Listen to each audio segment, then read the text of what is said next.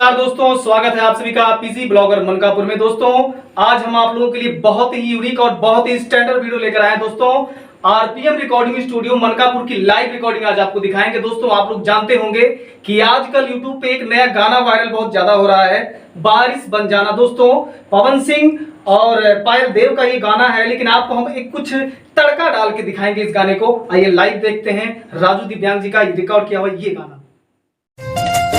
RPM Music।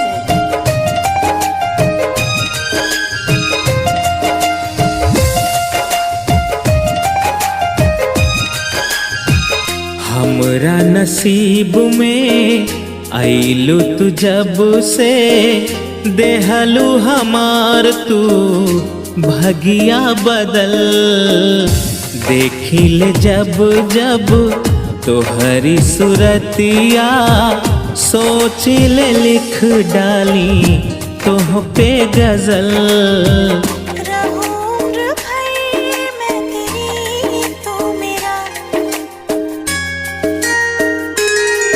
जब हम बादल बन जाए तब तो तारा बन जइहा, जब सूरज हम बन जाए तब तो चंदा बन जइहा।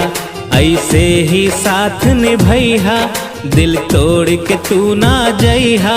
जब कम हो जाई ससिया तू सांस बन के समैहा।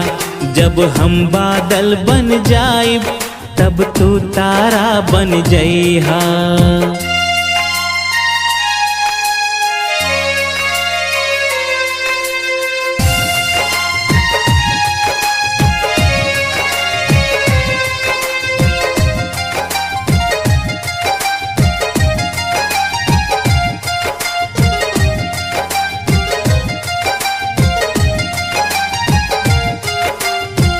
दिलवा के धड़कन पे बस तोहरे नाम बा, ससिया हमारे अब तो तोहरे गुलाम बा।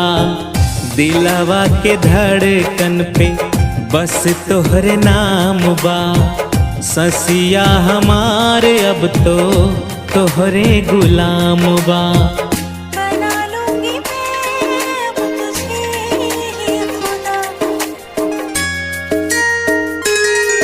जब हम बादल बन जाए तब तू तारा बन जइहा। जब सूरज हम बन जाए तब तू चंदा बन जइहा। ऐसे ही साथ निभैहा, दिल तोड़ के तू ना जइहा।